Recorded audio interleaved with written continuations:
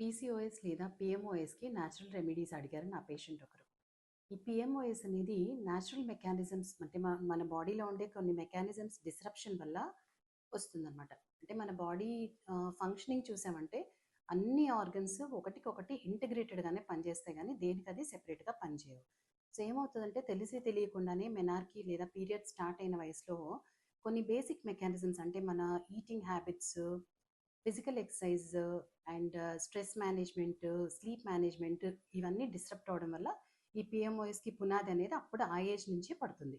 అది మెల్లగా చిలికి చిలికి చిలికి గాలివానైనట్టుగా పెద్ద అయ్యే కొద్దికి చాలా ఎవిడెంట్గా తయారవుతుంది. అంటే పీరియడ్స్ అన్ని డిస్టర్బ్ అవడము, వెయిట్ పెరిగిపోవడము, హెయిర్ ఫాల్, యాక్ని ఇవన్నీ స్టార్ట్ అవుతాయి. అండ్ దాంతోపాటు రీప్రొడక్టివ్ ఇష్యూస్ కూడా ఉంటాయి.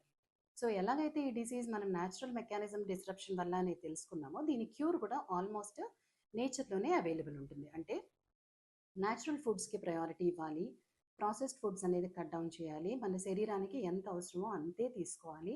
అలాగే ఫిజికల్ యాక్టివిటీ మెయింటైన్ చేయాలంటే వీలైనంత మటుకు బాడీ అనేది మూమెంట్లోనే ఉండాలి ఎప్పుడు. అండ్ స్ట్రెస్ అనేది కరెక్ట్గా మెయింటైన్ చేయాలి, యాంగ్జైటీ లెవెల్స్ తగ్గించుకోవాలి, అన్నెసరీ టెన్షన్స్ తీసుకోకూడదు, స్లీప్ టైమింగ్స్, స్లీప్ క్వాలిటీ అనేది కరెక్ట్గా మెయింటైన్ చేయాలి. సో దీంతో పీసీఓఎస్ ఆర్ పిఎంఓఎస్ అనేది ఖచ్చితంగా కంట్రోల్లోకి వస్తుంది.